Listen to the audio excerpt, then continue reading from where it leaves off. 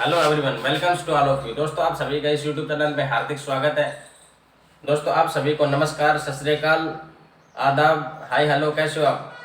दोस्तों, इससे पहले हम बात कर रहे थे भारत पे जो मुस्लिम इन्वेजन था ना, यानी जो मुस्लिम आक्रमण था, उसकी बात कर रहे थे हम।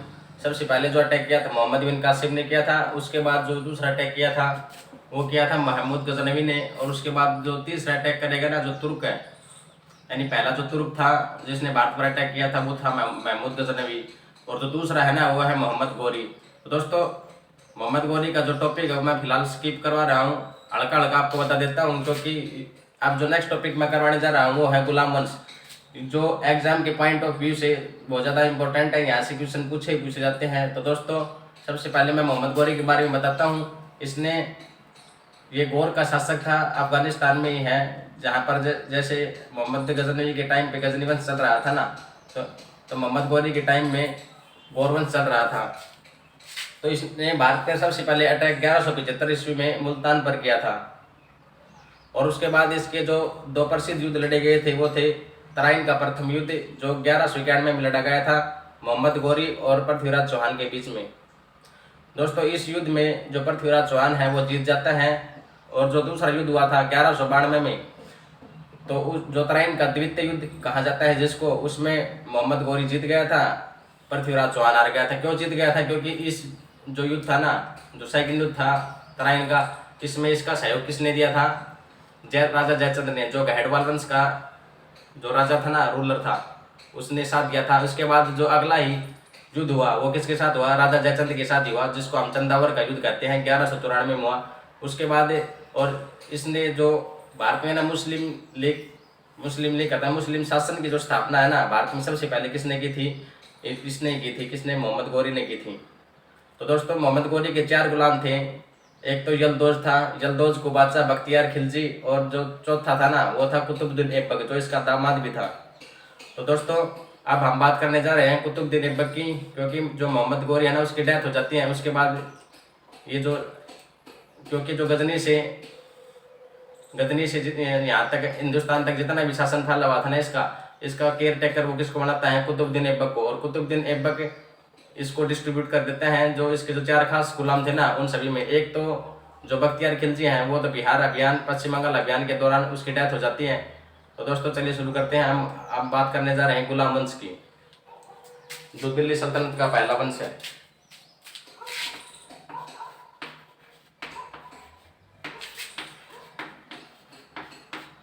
गुलाम वंश, इसको हम गुलाम वंश को और क्या क्या कहते हैं? दास वंश भी कहते हैं।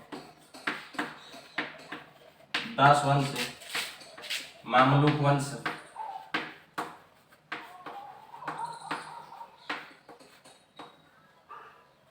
दास वंश और मामलुक वंश कहते हैं, जो दिल्ली सल्तनत का ना पहला वंश है।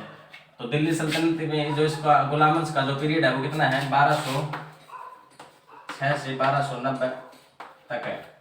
गुलाम वंश का जो पीरियड है ना, शासन रूलिंग जो टाइम पीरियड है वो कितना है? गुलाम वंश का 1206 से 1290 है। तो सबसे पहले हम बात करने जा रहे हैं गुलाम वंश की स्थापना किसने की?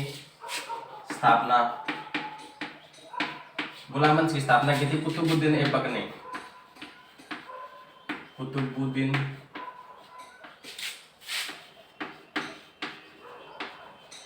गुलाम वंश की स्थापना किसने की थी? कुतुबुद्दीन ऐबक ने। जो कुतुबुद्दीन ऐबक था ना, ये मोहम्मद गौरी का गुलाम भी था और उसका क्या था? दामाद भी था मोहम्मद गौरी का।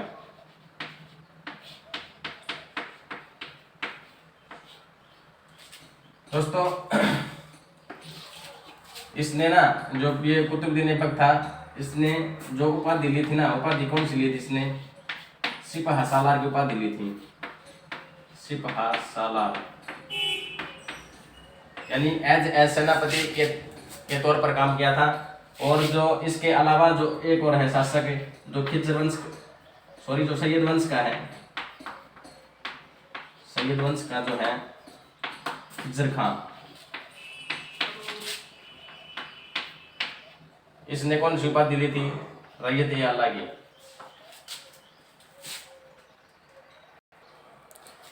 इसको कौन सी उपाधि मिली थी? रैयत-ए-आला की। और दोस्तों अब बात करता हूँ मैं कुतुबुद्दीन ऐबक की। इसको गुलाम वंश और मामलुक वंश क्यों कहते हैं, क्योंकि इसमें है ना गुलामों ने शासन किया, इसलिए इसको क्या कहा जाता है, गुलाम वंश कहा जाता है।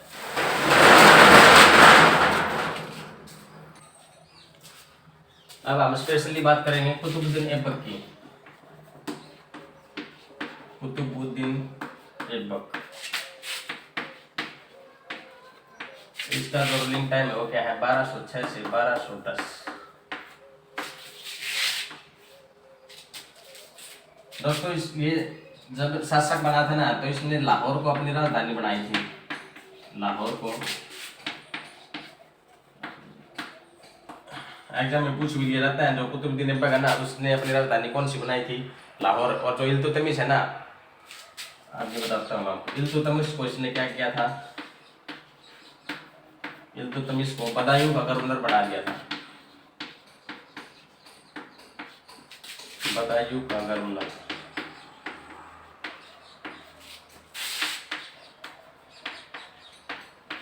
इल्तुतमिश कौन था, इसका गुलाम था, और इसका जो दामाद था वो कौन था, इल्तुतमिश ही था।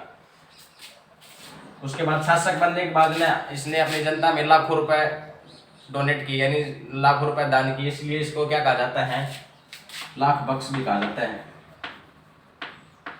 लाख बख्श पूछ लिया जाता है एग्जाम में, लाख बख्श किसको कहा जाता है, कुतुबुद्दीन ऐबक को कहा जाता है। और दोस्तों जो नेक्स्ट है, इसका जो दूसरा उपनाम है उसको क्या कहा जाता है, कुरान खां। कुरान खां भी कहा जाता है। कुरान खां क्यों कहा जाता है, क्योंकि जो कुरान है ना, कुरान को बड़े ही सुरीले आवाज में जो पढ़ता था ना, इसलिए इसको इसका क्या नाम रख दिया, कुरान खां रख दिया। कुरान खां, कुरान खां इसका नाम रख दिया। और दोस्तों इसके बाद ये जो 1210 में ना, 1210 में इसकी डेथ हो जाती है। कैसे हो जाती है, पोलो या चौगान खेलते वक्त। पोलो भी आ जाता है एग्जाम में कई बार। अगर पोलो एग्जाम में नहीं मिले ना, तो चौगान मिलेगा पक्का। तो चौगान खेलते वक्त क्या होगी, घोड़े से गिरकर इसकी डेथ हो गई।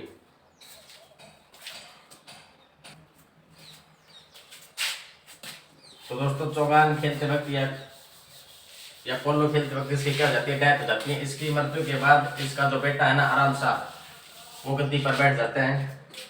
जिसका जो बेटा है उसका क्या नाम है, आराम शाह, जिसको आराम बख्श भी कहते हैं। आराम शाह 1211 में क्या करता है, गद्दी पर बैठ जाता है। लेकिन ये बात ना इल्तुतमिश को पसंद नहीं आती। क्यों नहीं आती, क्योंकि जो मोहम्मद गोरी था, मोहम्मद गोरी का गुलाम कौन था, कुतुबुद्दीन ऐबक। कुतुबुद्दीन ऐबक का गुलाम कौन था, इल्तुतमिश। तो इल्तुतमिश ने कहा कि भाई ये बात तो ठीक नहीं है, तो डेफिनेटली मुझे इसका जो राजा है ना, ये गद्दी मेरे को मिलनी चाहिए, दिल्ली सल्तनत की। तो क्या करता है, जो इल्तुतमिश था ना, वो बदायूं का गवर्नर था। तो बदायूं से सेना लेकर चलता है इधर दिल्ली की तरफ, यानी लाहौर की तरफ, लाहौर की तरफ चलता है, क्योंकि उस समय जो राजधानी थी ना वो लाहौर थी कुतुबुद्दीन ऐबक की। तो इल्तुतमिश यहाँ पे आता है। और 1211 में क्या होता है, जो युद्ध होता है उसको क्या कहते हैं, बैटल ऑफ जूड। बैटल ऑफ जूड, यानी जूड का युद्ध। जूड का युद्ध कहते हैं। किस किस के बीच में हुआ था ये, एक तो आराम शाह, और जो दूसरा कौन था, इल्तुतमिश।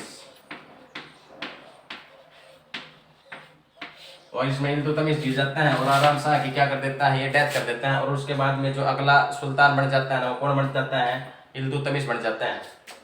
तो अब हम इल्तुतमिश के बारे में चर्चा करेंगे।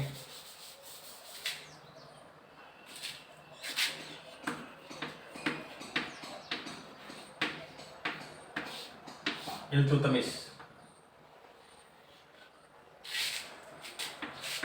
इसका जो टाइम पीरियड है वो क्या है, 1211 से 1236। 1211 से 1236 के जो मिड में है ना, ये कार्य करता है दिल्ली सुल्तान का, दिल्ली का जो सुल्तान रहता है उसका। अच्छा, इसके बारे में बात करते हैं हम। इससे पहले इसको दिल्ली सल्तनत का वास्तविक संस्थापक माना जाता है। दिल्ली सल्तनत का, दिल्ली सल्तनत का वास्तविक संस्थापक।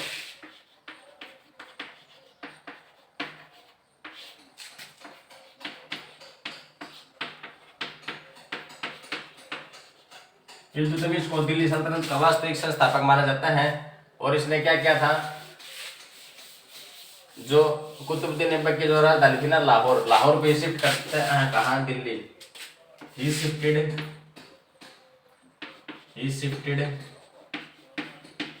हिज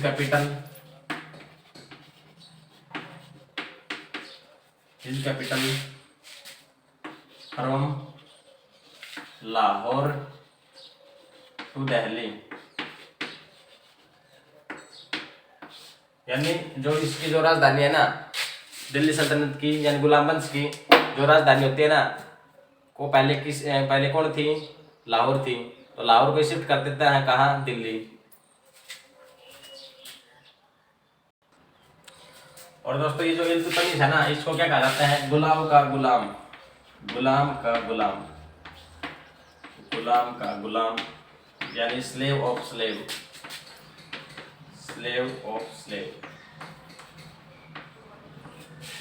इसको क्यों कहा जाता है, क्योंकि जो मोहम्मद गोरी था, मोहम्मद गोरी का गुलाम कौन था, कुतुबुद्दीन ऐबक का गुलाम कौन था, इल्तुतमिश। इसलिए इसको क्या कहा जाता है, गुलाम का गुलाम कहा जाता है। और दोस्तों एक जो इम्पोर्टेंट बात है वो बताता हूँ, क्या है, इसने क्या किया था, जो सुल्तान का जो पद है ना, इसने ऑफिशियली यानी लीगल तरीके से उपाधि मिली थी इसको,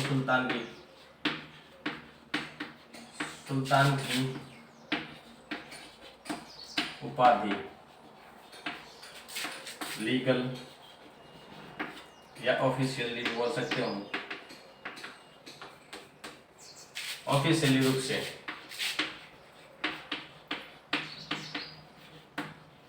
दोस्तों जो सुल्तान की उपाधि है ना, वो कौन देता है, उस टाइम पे कौन देते थे, बगदाद के खलीफा।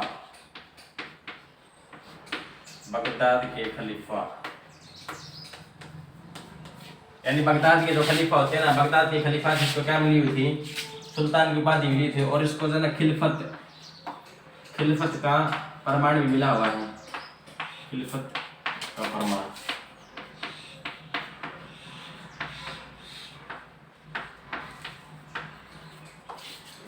ये दोस्तों इल्तुतमिश है, क्योंकि इससे पहले जो अनऑफिशियली जिन्होंने उपाधि ली थी सुल्तान की, वो कौन कौन थे, एक तो मोहम्मद गोरी था, मोहम्मद गोरी ने सुल्तान की उपाधि ली थी। उससे पहले कौन था, महमूद गजनवी ने भी क्या ली थी, अनऑफिशियली ली थी सुल्तान की उपाधि, यानी अपने आप को सुल्तान माना था, लाइक मोहम्मद गोरी। लेकिन इसको है ना, इसको जो सुल्तान की उपाधि है ना, इल्तुतमिश को बगदाद के खलीफाओं ने दी थी।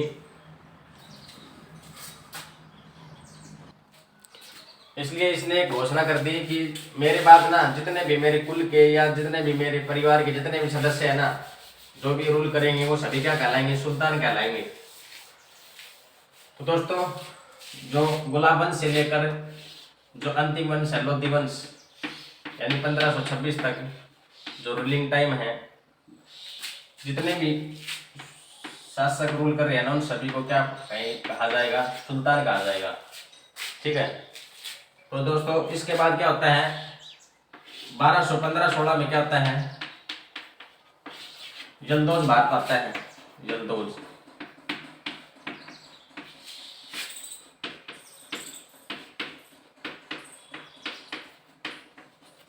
भारत आता है। और ये भारत में आने के बाद ना, ये कहाँ पे अटैक करते हैं, दिल्ली में। किसके पास अटैक करते हैं, इल्तुतमिश के। दूसरा लिखा देता हूँ आपको, इल्तुतमिश पे युद्ध कर देता है ये, यानी उस पर अटैक कर देता है। तो इसको क्या कहा जाता है, तराइन का तीसरा युद्ध।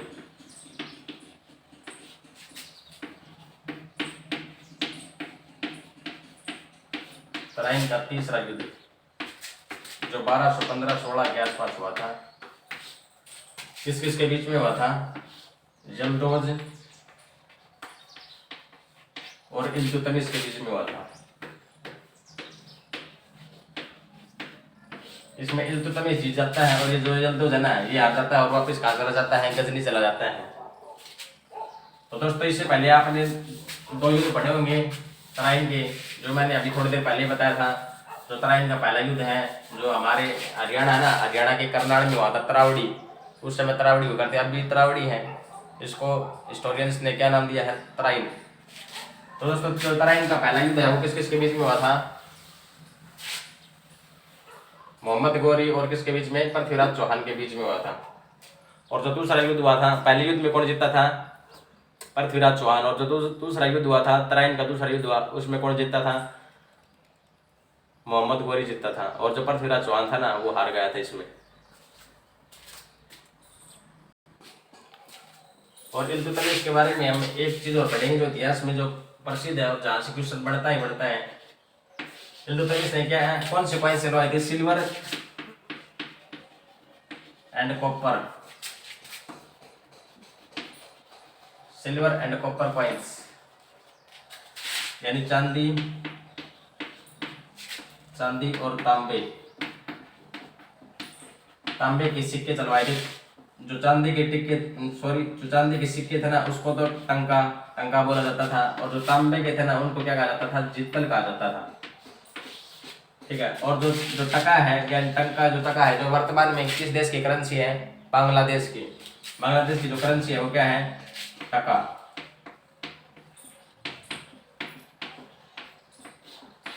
बांग्लादेश।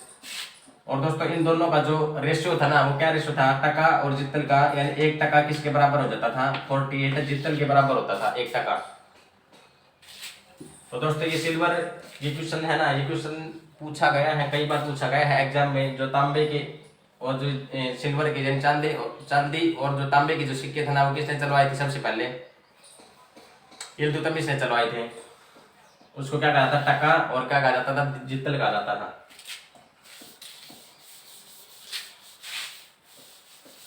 अब नेक्स्ट है, ये पूछ लिया जाएंगे सबसे पहले शुद्ध अरबी के सिक्के। सबसे पहले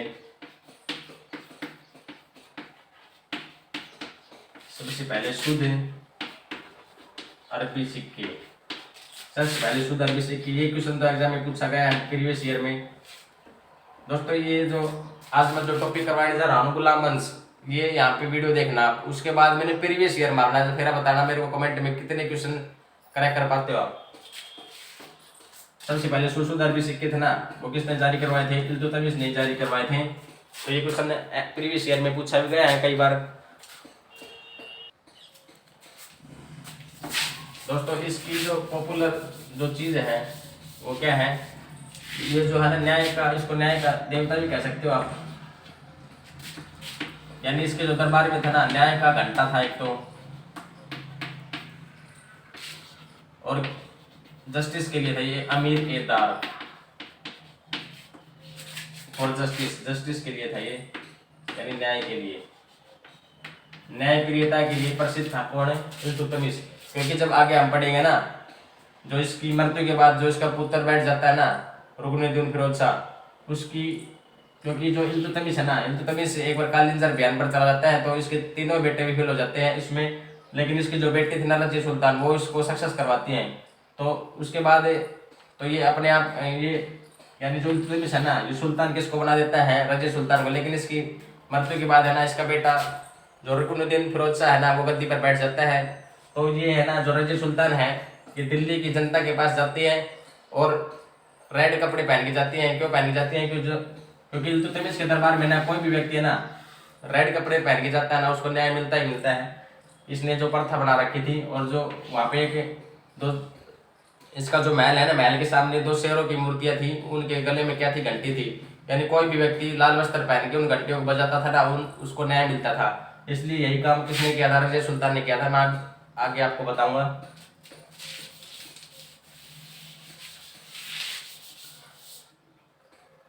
तो दोस्तों इल्तुतमिश ने क्या किया था? सर्वप्रथम अमीरों का दमन, सर्वप्रथम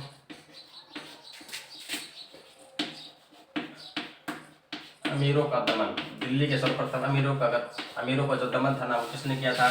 इल्तुतमिश ने किया था। दिल्ली में जो सर्वप्रथम है ना, अमीरों का दमन किसने किया था? इसने किया था, इल्तुतमिश ने।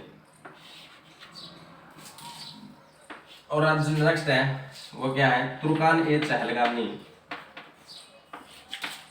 तुर्कान ए चहलगामी, या जिसको हम क्या कहते हैं दल चालीसा।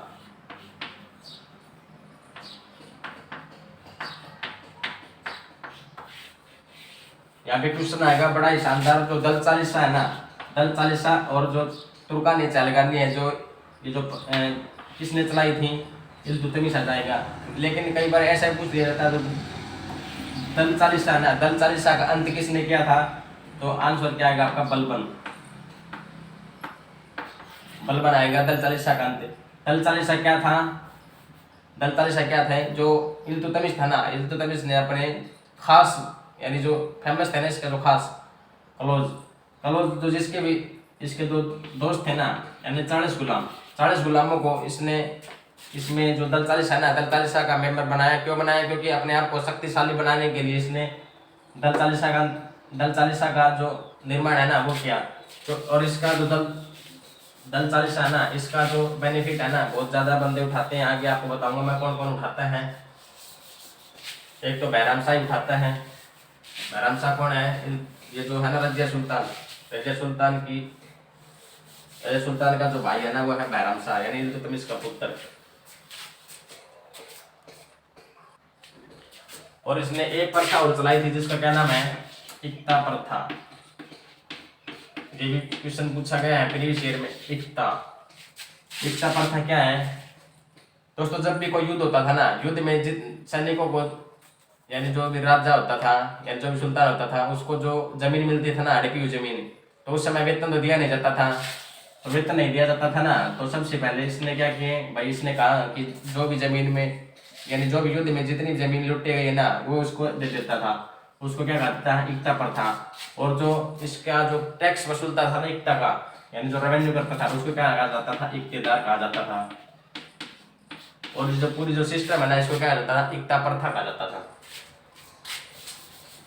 तो दोस्तों अब हम बात करेंगे जो भारत में ना पहला जो अटैक है, मंगोल अटैक 1221 में होता है। चंगेज खां या जिसको हम क्या कहते हैं तैमुजीन, इसका जो वास्तविक नाम है वो क्या है, तैमुजीन, चंगेज खां या तैमुजीन। दोस्तों ये जो चंगेज खान है, इसको एशिया का सबसे बड़ा क्रूएल यानी सबसे निर्दयी इंसान माना जाता है। क्यों माना जाता है, क्योंकि यानी बच्चों का कत्लेआम कर देता है, यानी बहुत खतरनाक काम किए इसने। तो दोस्तों इसलिए इसको है ना एशिया का सबसे क्रूएल यानी सबसे निर्दयी इंसान माना जाता है। इसको पता है कि जब ये मरेगा ना, तो इसकी जो लाश है ना, इसकी जो डेड बॉडी है, डेड बॉडी को जितने भी जो बंदे हैं इससे जो तंग पा रहे थे, वो सभी इसको क्या कर देंगे, तहस नहस कर देंगे। क्योंकि एशिया छोटी मोटी थोड़ी चीज़ है यार, एशिया बहुत बड़ी चीज़ है। एशिया का सबसे निर्दयी इंसान था ये। तो आप अंदाज़ा लगा लीजिए कितना निर्दयी होगा। तो इसको पता था इस बात का कि मेरे मरने के बाद मेरी डेड बॉडी भी क्या होगी, ज़मीन को नसीब नहीं होगी। इसको जो बंदे थे ना वो उसको फाड़ फेंक देंगे। तो इसने क्या कहा था, जो इसका जो सेनापति था ना, इसका सेनापति को कहा था कि मेरी मृत्यु जब हो जाए ना, तो जो मेरी डेड बॉडी है ना, कहीं ऐसे जगह पे डलवा देना कि किसी को पता ही नहीं चले। तो दोस्तों इतिहास का एकमात्र यही शासक है जिसकी डेड बॉडी को है ना, जिसकी डेड बॉडी आज तक पता नहीं चली है। इसने क्या किया, इसके जो सेनापति था ना, सेनापति ने क्या किया, इसकी जो डेड बॉडी को लेकर जा रहे थे ना, जितने भी व्यक्ति थे यानी 10-20 जितने भी थे, 50 थे, उसको क्या कर दिया, बीच रास्ते में सेना से मरवा दिया इसने।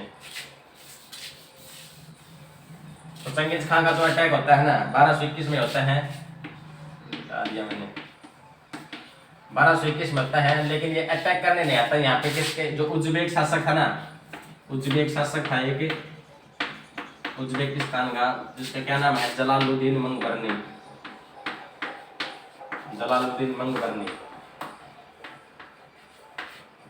क्योंकि जलालुद्दीन मंगबरनी ने क्या था, इसके जो भाई था ना, भाई की डेथ करके ये इधर हिंदुस्तान की तरफ भाग आता है अपनी जान बचाने के लिए। तो ये कहाँ पे शरण देते हैं, इल्तुतमिश के पास शरण देता है। तो इल्तुतमिश इसको शरण देने से मना कर देता है। क्यों कर देता है, क्योंकि चंगेज खां भारत में इंटर कर चुका होता है। क्यों, तो इसलिए जिसकी वजह से क्या होता है, चंगेज खां को पता लग जाता है कि जो जलालुद्दीन मंगबरनी है ना, वो इल्तुतमिश की शरण में गया है। तो तो निश्चित ही जो इल्तुतमिश है ना इसकी मदद करेगा। तो आगे क्या होता है, कहानी में थोड़ा ट्विस्ट आता है। ये जो है ना चंगेज खां उसके पास जाता है, संदेश आपको भेजता है कि अगर तूने जलालुद्दीन मंगबर की मदद की ना तो पूरी दिल्ली सल्तनत को क्या कर दूंगा, मैं तहस नहस कर दूंगा। तो इसलिए क्या क्या होता है, ये जो जलालुद्दीन मंगबर है ना इसकी मदद नहीं करता कौन, इल्तुतमिश। इसलिए एक जो बड़ा मंगोल आक्रमण होने से ना बच जाता है कौन, दिल्ली सल्तनत। तो इसकी जो हत्या करके ना चंगेज खान की हत्या करके वापिस कहाँ लौट जाता है, मंगोल लौट जाता है। तो इसलिए एक बड़ा आक्रमण, लेकिन इसको है ना कई बार क्या आया जरूर था लेकिन इसने अटैक नहीं किया था। जो सबसे पहले अटैक करता है ना वो बैराम शाह के समय में करता है। आगे हम बात करेंगे।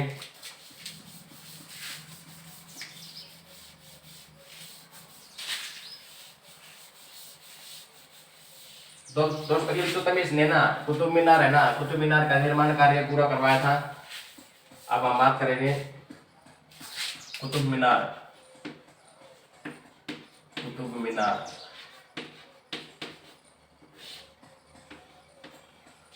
कुतुब मीनार का जो निर्माण कार्य है ना, निर्माण 1199 में स्टार्ट हुआ था और इसका जो कार्य है ना, कार्य पूरा कब हुआ था, 1229। यानी इसको ये जो कुतुब मीनार है ना, कुतुब मीनार को बनाने के लिए 30 साल लग गए थे। यहाँ पे देखिए ये है कुतुब मीनार। इसकी जो पहली मंजिल है ना, इसकी जो पहली मंजिल है उसका निर्माण कौन करवाता है, कुतुबुद्दीन ऐबक। इधर करवाता हूँ।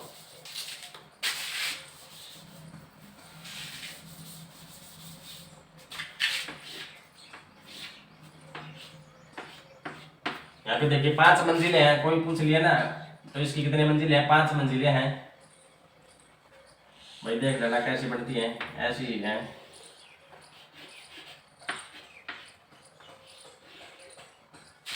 एक दो तीन चार पांच मंजिलें हैं। ये जो पहली मंजिल है ना इसका निर्माण कौन करवाता है, कुतुबुद्दीन ऐबक। कुतुबुद्दीन ऐबक करवाता है। और जो बाकी है ना, बाकी का निर्माण कौन करवाता है, इल्तुतमिश। इल्तुतमिश करवाता है। और उसके बाद जो उपली है ना, यानी जो 5वीं मंजिल है इसका निर्माण कौन करवाता है, फिरोज शाह तुगलक। फिरोज शाह तुगलक करवाता है। तुगलक वंश का क्यों करवाता है, क्योंकि इसकी है ना जो बिजली गिरने के कारण क्या हो जाता है, एक बार 1369 में जो इसकी उपली मंजिल है ना उसकी जो तहस नहस हो जाती है, उसके बाद इसके जो पूरी मरम्मत है ना ये करवाता है कौन है, फिरोज शाह तुगलक। और उसके बाद में इसकी पूरी जो रेनोवेशन है ना एक बार कौन करवाता है, पूरी रेनोवेशन इसकी पूरी सिकंदर लोधी करवाता है, सिकंदर लोधी। तो ये जो 5 जो नाम बताए मैंने ये आप ध्यान रखना, कई बार एग्जाम में क्वेश्चन पूछ लिया जाता है। जैसे मैं इनमें से कौन कुतुब मीनार से संबंधित है, एग्जाम में जैसे ऑप्शन दे दिया जाएगा फिरोज शाह तुगलक, सिकंदर लोधी, इल्तुतमिश। और जो चौथा ऑप्शन दिया जाता है ना वो है दिया जाता है अलाउद्दीन खिलजी। तो आप सभी को पता है, आप क्या करोगे, इल्तुतमिश तो था ही था। सिकंदर लोधी का आपको पता नहीं है क्योंकि अब तो मैंने बता दिया, लेकिन एग्जाम में जब आप बैठोगे ना अब तो कर दोगे, लेकिन इससे पहले करते ना आप क्वेश्चन रॉन्ग हो जाता है। क्योंकि जो अलाउद्दीन खिलजी है ना, अलाउद्दीन खिलजी की जो मस्जिद है यानी जो अलाई मीनार है ना, अलाई मीनार भी कहाँ है, इस कुतुब मीनार के परिसर के बिल्कुल पास में ही है। जो कुतुब मीनार है ये कहाँ है, मेहरौली में है, दिल्ली में। और इसकी जो हाइट है ना वो कितनी है, 73 मीटर है। कुतुब मीनार की जो हाइट है ना वो कितनी है, 73 मीटर है। और 1229 में ये क्या हुआ, 1229 में क्या हुआ, इसने जो इसकी जो कैपिटल थी ना वो लाहौर से दिल्ली कर देता है कौन, इल्तुतमिश।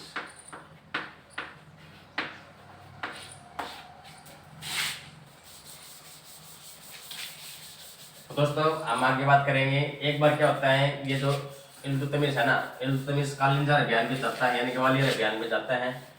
तो ग्वालियर अभियान जाता है ना, तो इसके जो 4 बेटे हैं ना, 4 बेटे विफल हो जाते हैं। लेकिन इसमें है ना जो कालिंजार अभियान को जो सक्सेसफुल बनाती है वो कौन बनाती है, इसकी जो बेटे है ना रजिया सुल्तान वो बनाते हैं।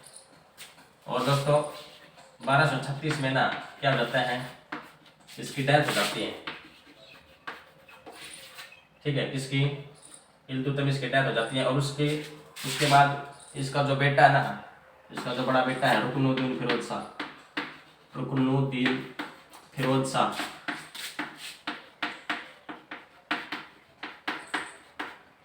रुकनुद्दीन फिरोज शाह क्या करता है, दिल्ली की गद्दी पर बैठ जाता है 1236 में। 1236 में रुकनुद्दीन फिरोज शाह गद्दी पर बैठ जाता है, क्योंकि इससे पहले मैंने आपको बताया था कालिंजर अभियान पर जब ये जो रजिया सुल्तान है ना, ये इसको जब अभियान को सक्सेसफुल बनाती है ना, तो जो इल्तुतमिश है ना, इल्तुतमिश उसको ही क्या करता है, अपना उत्तराधिकारी मान लेता है, यानी बना देता है, क्योंकि इसको जो चारों बेटे थे ना, चारों बेटे विफल हो गए थे इसमें। तो उसके बाद ये जबरदस्ती है ना, ये जो रुकनुद्दीन फिरोज शाह है, ये जबरदस्ती बैठ जाता है गद्दी पर। तो रजिया सुल्तान क्या करती है, जो दिल्ली की जनता है ना, दिल्ली की जनता के पास जाती है और कहती है, लाल वस्त्र पहन के जाती हैं और कहती हैं कि मेरे पिता ने मुझे ही दिल्ली सल्तनत का अगला सुल्तान बनाया था, तो इसलिए ये जो है मेरा भैया है, ये बिना वजह बैठा है, क्योंकि जो मेरा फादर है ना, उसने मेरे को उत्तराधिकारी बनाया है। तो क्या करता है, दिल्ली के जो व्यक्ति होते हैं ना, उसकी मदद से इसको क्या कर देता है, इसकी डेथ कर देता है। कौन, रजिया सुल्तान इसको मार देती हैं। उसके बाद जो दिल्ली सल्तनत की ना नई सुल्तान बन जाती हैं, कौन बन जाती है, रजिया सुल्तान, जिसको रजिया बेगम भी कहते हैं। रजिया बेगम या रजिया सुल्तान, सुल्तान नाम क्यों पड़ा ये मैं बताता हूं आपको। क्योंकि उस समय ना जो गुलाम वंश में क्या होता था, दिल्ली सल्तनत में जो महिलाओं को ना हिजाब पहनना पड़ता था, यानी पर्दा प्रथा करना पड़ता था। तो ये जो रजिया बेगम या रजिया सुल्तान है ना, ये क्या करती थी, इसने पर्दा प्रथा का त्याग किया था, यानी हिजाब नहीं पहनती थी। ये क्या करती थी, तो सर पर तो टोपी पहनती थी, जिसको हम कुलाह कहते हैं। और जो है ना, बदन पे क्या पहन के आती थी, कोट पहन के आती थी, जिसको हम चोगा कहते हैं। तो कई बार पूछ भी लिया जाता है, इसकी इसी बॉर्डनेस की वजह से ना, इसी निडरता की वजह से इसको क्या कहा जाता है, रजिया सुल्तान कहा जाता है, न कि रजिया बेगम। तो इसका जो टाइम पीरियड है वो क्या है, 1236 से 1240, 1236 से 1240 के आसपास है इसका जो टाइम पीरियड है ना, रूलिंग पीरियड है इसका, रजिया बेगम या रजिया सुल्तान का। तो दोस्तों इसको ये क्या पहनती थी, सर पर क्या पहनती थी, सर पर यहाँ पे लिख देता हूँ, सिर पर क्या पहनती थी, टोपी पहनती थी, उसको क्या कहते थे, कुल्ला, ठीक है। और बदन पे क्या पहनती थी, कोट, जिसको क्या कहा जाता था, चोगा, क्या कहा जाता था, जिसको चोगा कहा जाता था। और ये ना, ये जो कौन है, रजिया बेगम है, दिल्ली सल्तनत की अंतिम और फर्स्ट वुमेन सुल्तान है, यानी जब अंतिम भी यही है और जो सबसे पहली है ना, वो भी यही है।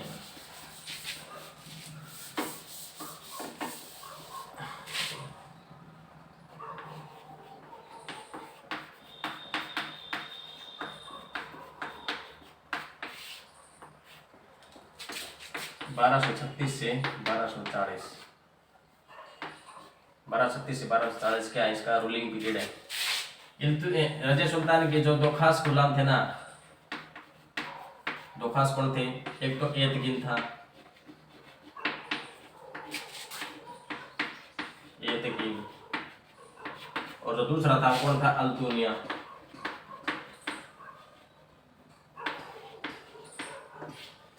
अल्तुनिया और अल्तुनिया भी किस इक्तेदार बना देते हैं, कहाँ का इक्तेदार या सूबेदार कहाँ बना देती हैं, बठिंडा का, बठिंडा का। और जो एतगिन है ना, एतगिन को बदायूं का इक्तेदार बना देती हैं।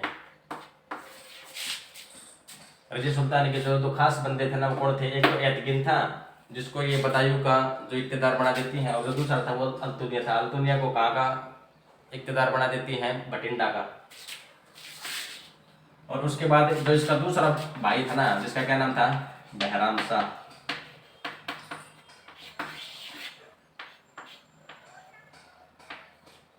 बहराम शाह ने क्या कर दिया, जो 40 गुलाम थे ना, यानी जिसको हम 40 अदल बोलते हैं, 40 अदल को क्या कर दिया, अपना खास बना लिया। और इस 40 अदल के खास बनाने के कारण है ना, ये क्या बन जाता है, दिल्ली का ना सुल्तान बन जाता है। कैसे बनता है वो आपको मैं आगे बताऊंगा स्टोरी में। तो फिलहाल रजिया सुल्तान के बारे में इतना ही है, आगे बताता हूँ मैं।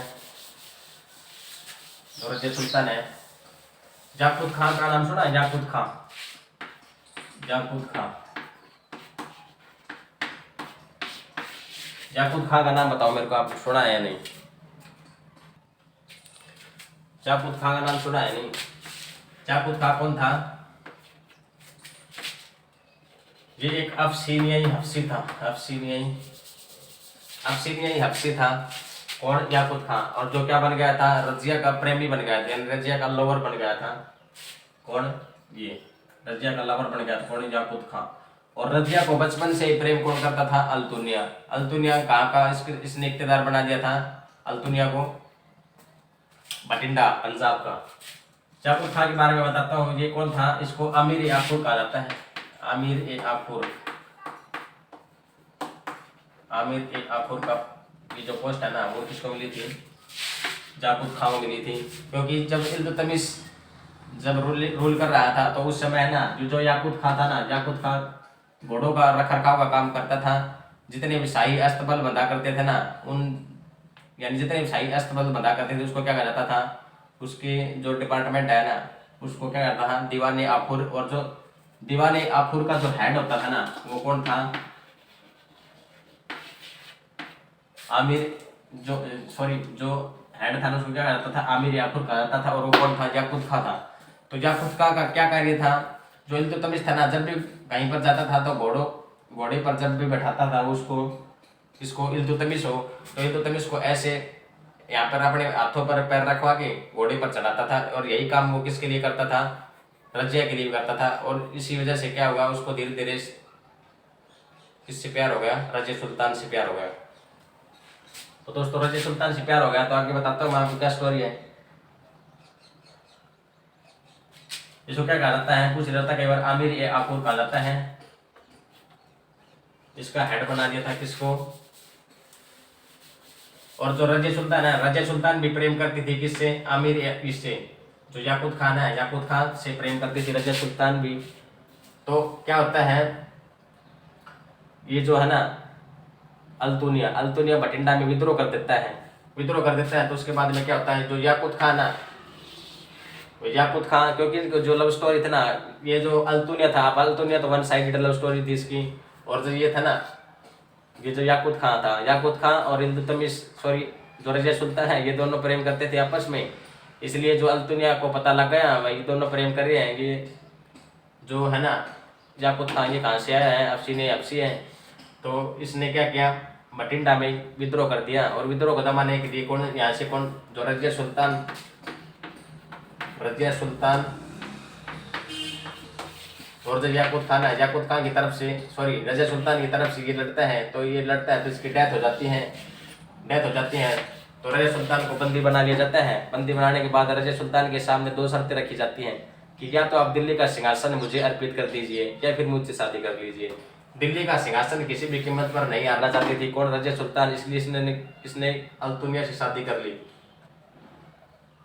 लेकिन ये बात जब किसको पता चली? बहराम शाह को जब ये बात पता चली, सबसे पहले बहराम शाह को बात पता चली कि भाई रजिया सुल्तान को ना बंदी बना लिया गया है, तो वो क्या करता है? दिल्ली सल्तनत का जो सुल्तान है ना, सुल्तान वो स्वयं बन जाता है। उसके बाद तो वो सोचता है कि भाई रजिया सुल्तान को तो अल्तुनिया मार देगा, लेकिन अल्तुनिया मारता नहीं, उससे विवाह कर लेता है। और उसके बाद जब विवाह करके दोनों जा रहे होते हैं, कहाँ? दिल्ली सल्तनत की तरफ जा रहे होते हैं, यानी दिल्ली की तरफ मूव करते हैं पंजाब से। तो बीच में ही हरियाणा का कैथल डिस्ट्रिक्ट आता है। तो हरियाणा के कैथल गांव में कैथल डिस्ट्रिक्ट में क्या करते हैं? ये रेस्ट करते हैं। तो रेस्ट करते हैं ना, तो बहराम शाह क्या करता है? बहराम शाह अपने सैनिकों को कहता है, यानी जो 40 सदल है ना, किसी भी कीमत पर जो रजिया सुल्तान है ना, किसी भी कीमत पर रजिया सुल्तान दिल्ली सल्तनत नहीं पहुंचनी चाहिए। तो इसको क्या करते हैं? बीच में ही 1240 में कैथल में इसकी हत्या करवा देता है। 1240 में कैथल में इसकी हत्या करवा देता है। किसकी? रजिया सुल्तान की और अल्तुनिया की, दोनों की। क्यों? कैसे करता है? जो 40 सदल है ना, ये कैथल में विश्राम करा करते हैं, यानी विश्राम करते हैं, क्योंकि पंजाब से चल कर आ रहे थे। तो वही इसने सोचा थोड़ा रेस्ट कर लिया जाए। तो उसके बाद जो रस्ट करते हैं ना, तो इसका रस्ट जो होता है ना, रस्ट का रस्ट इन पीस हो जाता है। रस्ट का रस्ट इन पीस हो जाता है। कौन करवा देता है इसका काम? बहराम शाह करवा देता है। और हरियाणा जीके में कई बार क्वेश्चन पूछ लिया जाता है, जो रजिया सुल्तान है ना, रजिया सुल्तान का जो मकबरा है यानी टॉम्ब, वो कहाँ है? कैथल, हरियाणा के कैथल में है। ये दोस्तों प्रीवियस ईयर में क्वेश्चन पूछा भी गया है, जो कैथल में है। किसका है? रजिया सुल्तान का मकबरा। अब हम बात करेंगे किसकी? बहराम शाह की। क्योंकि रजिया सुल्तान को तो इसकी रस्ट इन पीस में पहुंचा चुका है। अब हम बात करेंगे बहराम शाह की। बहराम शाह का जो रूलिंग पीरियड है ना, वो 1240 से 1242 है। और सुल्तान बनने के बाद ये क्या करता है भाई, इसको एक भय हो जाता है। क्या हो जाता है कि भाई मैंने है ना 40 अदल से क्या कर दिए, जो दिल्ली की सुल्तान है, दिल्ली की सुल्तान और दोनों को मरवा दिया। दिल्ली की सुल्तान यानी जो रजिया सुल्तान है ना, रजिया सुल्तान और अल्तुनिया दोनों को मरवा दिया 40 अदल से। तो ये इसने सोचा है कि ये काम तो मेरे साथ भी कोई कर सकता है। तो इसने क्या कर दिया, सबसे पहले जो दल 40 है ना, दल 40 का हेड बना दिया इसने। दल 40 का जो हेड है ना, किसको बना दिया? इसको अल्तुनिया को, सॉरी अल्तुनिया को, एतगिन को क्या करता है, ये दल 40 का हेड बना देता है। और जो दल 40 की ये जो पोस्ट है ना, वो क्या बनाई थी इसने? नायब ए मुमलकात। नायब ए मुमलकात यानी जो दल 40 होती है ना, दल 40 का जो नई पोस्ट बनाई थी, वो क्या बनाई थी? यानी दल 40 का जो हेड था नायब ए मुमलकात, ये किसको बना दिया गया था? इसका जो अपना खास था ना, खास गुलाम कौन था? इसका एतगिन। एतगिन को क्या कर दिया इसने? दल 40 का हेड बना दिया। और 1241 में क्या होता है, इसके सुल्तान बनने के 1 साल के बाद ही, 1241 में चंगेज खां का आक्रमण हो जाता है भाई। चंगेज खां का आक्रमण यानी मंगोलों का आक्रमण बोल देते हैं। यहाँ पे मंगोलों का आक्रमण भी लिख सकते हो। मंगोलों का आक्रमण। यहाँ पे जो मंगोल था ना, मंगोल जो नेतृत्व कर रहा था, उसका क्या नाम था? तेर बहादुर। तो यानी पूछ लिया जाए, दिल्ली सल्तनत में जो वास्तविक है ना, वास्तविक यानी जो आक्रमण करने आया था, वो तो 1241 में था। इससे पहले 1221 में आया था। कौन? चंगेज खां आया था। चंगेज खां लेकिन जलालुद्दीन मंगवारनी को मारने आया था, यानी वो अटैक के हिसाब से, अटैक के मूड में नहीं था, वो जलालुद्दीन मंगवारनी को मारने आया था। तो वैसे तो पूछा जाए तो ये सेकंड है, यानी सेकंड अटैक है सीरीज में। तो सेकंड अटैक है किसका? मंगोलों का। ठीक है। तो उसके बाद जो 1242 में क्या होता है, 1242 में इसकी हत्या कौन कर देता है? बहराम शाह की हत्या नसीरुद्दीन महमूद। नसीरुद्दीन महमूद जो कौन था? रुकनुद्दीन फिरोज शाह का बेटा था, यानी इसका जो भतीजा था वो कौन था? नसीरुद्दीन महमूद। तो इसकी जो हत्या है ना, यहाँ पे मैं गलत बताएगा, इसकी जो हत्या है ना मसूद शाह करवाता है। मसूद शाह का जो रूलिंग पीरियड है ना, वो 1242 से 1246 है। और इस मसूद शाह की जो हत्या है ना, वो कौन करता है? नसीरुद्दीन महमूद करता है।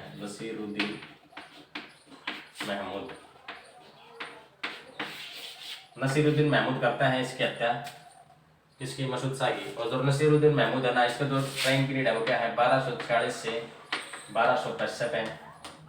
और ये क्या करता है? अपना जो वजीर है ना, दिल्ली सल्तनत में जो पीएम होता है ना, पीएम को क्या कहा जाता था? वजीर। कौन किसको नियुक्त करता है? बलबन को नियुक्त करता है। ठीक है। जो नसीरुद्दीन महमूद है ना, 1246 से 1265 तक का इसका जो रूलिंग पीरियड है, और अपना वजीर किसे नियुक्त करता है? बलबन को करता है। और ये जो नसीरुद्दीन महमूद है ना, नसीरुद्दीन महमूद बलबन को क्या, कौन सी उपाधि देता है? उल्लू की खान की उपाधि देता है। लिखता हूँ नसीरुद्दीन महमूद 1240 से 1265। बलबन को अपना पीएम नियुक्त करता है, यानी वजीर बलबन, और बलबन को उपाधि देता है उलुग खां की। उलुग खां की उपाधि देता है बलबन को कौन? नसीरुद्दीन महमूद। जो नसीरुद्दीन महमूद है ना, ये नाम का ही सुल्तान था, क्योंकि जितना भी इसका जो शासन था ना, वो कौन चला रहा था? वास्तविक रूप से प्रैक्टिकली कौन चला रहा था? जो बलबन चला रहा था, क्योंकि जो पूरा दल 40 था ना, वो इसके अंदर ही काम करता था। और क्या होता है उसके बाद 1265 में ना, 1265 में इसकी डेथ हो जाती है। और उसके बाद जितने भी इसके सक्सेसर होते हैं ना नसीरुद्दीन महमूद के, उन सभी को मार कर जो दिल्ली का अगला सुल्तान बनता है, कौन बनता है? Ghiyasuddin Balban by the name, Balban बनता है by the name of Ghiyasuddin Balban. और दिल्ली के किलोकरी नामक स्थान पर क्या करता है? अपना राज्याभिषेक करवाता है। तो अब हम बात करने जा रहे हैं बलबन के बारे में। हम बात करेंगे किसके बारे में? बलबन के बारे में। अब हम बात करेंगे बलबन के बारे में। 1265 से 1287 जो रूलिंग पीरियड है वो किसका है? बलबन का है। बलबन का राज्याभिषेक कहाँ हुआ था? राज्याभिषेक किलोखरी बोलते हैं इसको, किलोखरी बोलते हैं। किलोखरी नामक स्थान पर हुआ था, कहाँ? दिल्ली में। अब नेक्स्ट देखिए, जो बलबन था ना, बलबन को पता लग गया था कि क्या, तो दल 40 है ना, दल 40 की वजह से हर बार सुल्तान को जान से हाथ धोना पड़ता है। तो इसने क्या किया? सबसे पहले जो दल 40 है ना, दल 40 के अंत क्या इसने क्या किया? दल 40 को एक अभियान पर भेज दिया, और पीछे से ना सेना भेज दी, और सेना भेजने के कारण क्या कर दिया? सेना ने इन सभी को मार दिया। यानी क्वेश्चन आ जाता है, दल 40 का अंत किसने किया? दल 40 का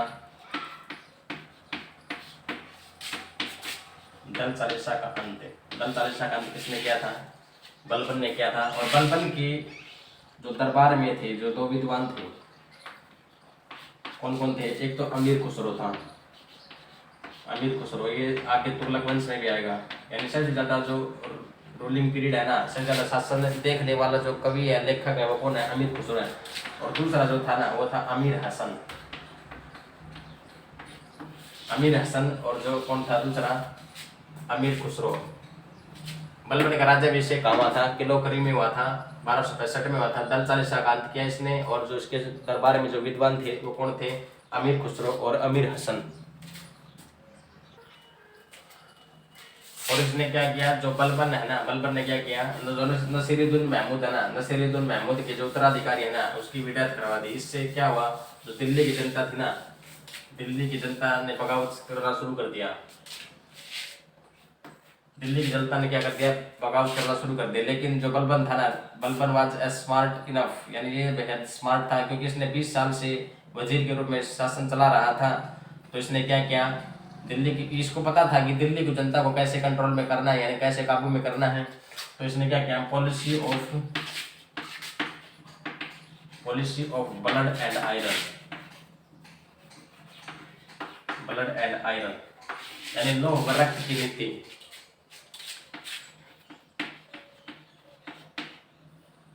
लोह व रक्त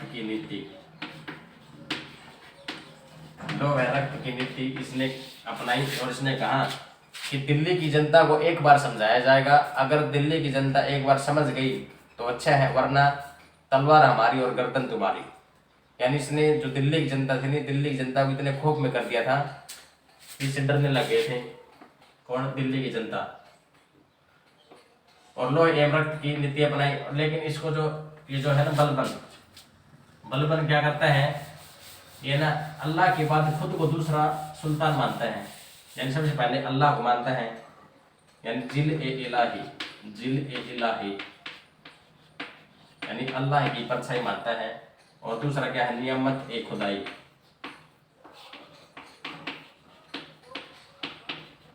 जिल ए इलाही और नियामत ए खुदाई। ये पूछ लिया था कई बार। जिल ए इलाही यानी अल्लाह के बाद स्वयं को मानता है। ये कौन है? बलबन। यहाँ पे मैं लिख देता हूँ, जिल ए इलाही का मतलब क्या होता है? अल्लाह की परछाई। अल्लाह की परछाई।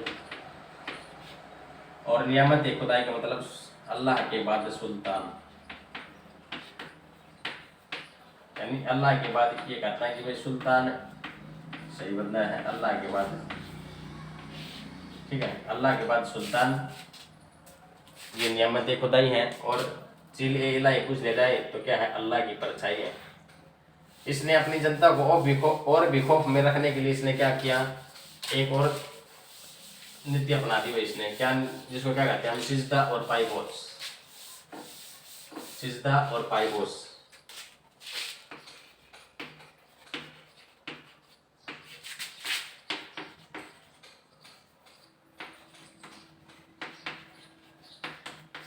इसने अपनी जनता को और भी खौफ में रखने के लिए क्या करती, सिजदा और पाइबोस की जो प्रथा है ना वो चला दी। सिजदा और पाइबोस, जिसको बाद में जाकर औरंगजेब, यहाँ पे लिख देता हूँ सिजदा और पाई, अबोलिश, अबोलिश का मतलब खत्म, औरंगजेब करवाता है। और इसको जो प्रोहिबिट है ना, प्रतिबंधित, प्रतिबंध, प्रोहिबिशन, प्रोहिबिशन कौन करवाता है, शाहजहां, ठीक है। तो सिजदा और पाइबोस का मतलब क्या है, सिजदा का मतलब होता है सर, यानी घुटनों के बल बैठकर सुल्तान के सामने सर झुकाना, ऐसे घुटने के बल बैठ के। और पाइबोस का मतलब क्या है भाई, लेट कर सुल्तान के पैर चूमना, यानी इसने इस प्रथा को चला दिया था। जो औरंगजेब था ना, औरंगजेब मानता था कि भाई ये प्रथा सही नहीं है, तो औरंगजेब इसको क्या करता है, इस एबोलिश करता है। औरंगजेब जब हम आगे बात करेंगे ना मुगलों की बात करेंगे, शाहजहां इसको क्या करता है, प्रतिबंध करता है। लेकिन पूरी तरह से जो खत्म करता है ना वो कौन करता है, औरंगजेब करता है। और उसके बाद क्या करता है, जो बलबन है ना, बलबन एक नवरोज त्योहार, नवरोज जो त्योहार होता है ना, फारसी नववर्ष बोलते हैं इसको, जो पर्शियंस होता है ना, पर्शियंस का त्योहार है ये नवरोज। नवरोज को इसने क्या कर दिया, शुरू कर दिया। लेकिन नवरोज को जो खत्म करता है ना, सॉरी प्रोहिबिट, नवरोज पर जो प्रतिबंध लगाता है वो कौन लगाता है, औरंगजेब ही लगाता है।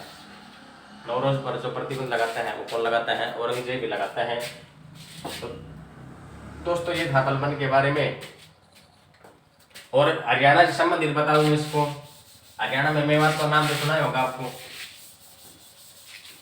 मेवात, मेवात में जो मेवाती जो डाकू थे ना, मेवाती डाकुओं के साथ इसने क्या किया था, युद्ध किया था। एक बार ये सबसे पहले युद्ध करने आया था कहाँ, मेवात में। मेवात में युद्ध करने आया ना, तब मेवात ने क्या, मेवात के जो जितने भी थे ना डाकू, वो कहाँ कहाँ चढ़ गए, पेड़ों पर चढ़ गए। यानी जितने भी जो व्यक्ति थे, जो सैनिक थे, वो कहाँ चढ़ गए, पेड़ों पर चढ़ गए। तो इसको पता नहीं चला कि इसके बाद इसने क्या कर दिया, जो जितने भी सैनिक थे ना, इसके जो सैनिक थे वो सभी सैनिक क्या करे, मारे गए। उसके बाद इसने क्या किया, उसके बाद ये दोबारा गया, इसने क्या कर दिया, मेवात के जितने पेड़ थे ना सभी पेड़ों को कटवा दिया, क्योंकि इससे बहुत भारी नुकसान पहुंचा था किसको, बलबन को। क्योंकि इसके जितने भी सैनिक थे ना, यानी मोस्टली सैनिक, लगभग सैनिक मारे गए थे कहाँ, मेवात में। और 1287 में क्या होता है, 1287 में भाई मंगोलों का तीसरा आक्रमण हो जाता है। मंगोलों का तीसरा अटैक, मंगोलों का तीसरा अटैक कब होता है, 1287 में होता है। और इस अटैक में ना जो बलबन का जो पुत्र होता है ना, बलबन का पुत्र शहजादा, शहजादा, बलबन का जो पुत्र है ना वो शहजादा मारा जाता है। तो पुत्र तृप्ति, यानी पुत्र के जो दुख होता है ना भाई, पुत्र जाने के बाद जो दुख होता है ना पिता का, उसकी वजह से क्या हो जाता है, पुत्र की शोक में इसकी डेथ हो जाती है 1287 में। 1287 में किसकी डेथ हो जाती है, बलबन की डेथ हो जाती है। तो उसके बाद में अब क्वेश्चन आएगा भाई, डेथ तो हो गई इसकी, बलबन की, इसका मकबरा कहाँ है।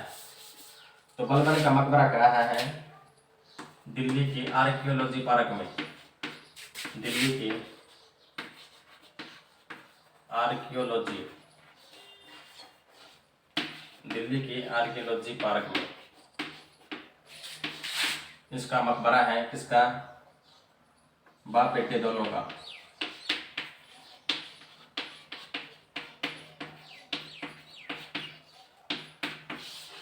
बाप बेटे दोनों का मकबरा कहाँ है, दिल्ली की आर्कियोलॉजी पार्क में, यानी बलबन और बलबन का जो पुत्र था मरा था ना, कौन, शहजादा, इन दोनों का मकबरा कहाँ है, दिल्ली के आर्कियोलॉजी पार्क में, जो कुतुब मीनार परिसर के पास ही है।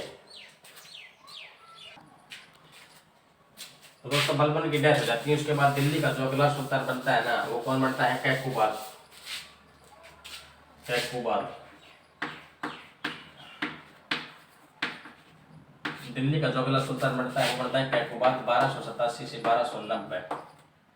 कैकूबाद कौन था, ये बलबन का पोता था, बलबन का पोता। और क्योंकि बलबन के जो दो पुत्र थे, एक तो था शहजादा जो मारा गया था मंगोल आक्रमण के समय, और जो दूसरा था वो था बुगारा खान। तो बुगारा खान का जो पुत्र था वो था कैकूबाद। तो कैकूबाद की जो हत्या है ना वो कौन करता है, जलालुद्दीन फिरोज, जो बाद में खिलजी वंश की जो स्थापना करेगा ना, कौन करेगा, जलालुद्दीन फिरोज खिलजी। ठीक है। तो कैकूबाद के बाद में आता है कैमूर्स। तो कैमूर्स इसके बाद आता है, क्योंकि ये भी डरपोक सुल्तान था, और जो इसका जो बेटा होता है कैमूर्स, वो भी डरपोक सुल्तान रहते हैं। तो दोस्तों ये जो कैमूर्स है ना, ये कैमूर्स है, ये गुलाम वंश का अंतिम शासक था।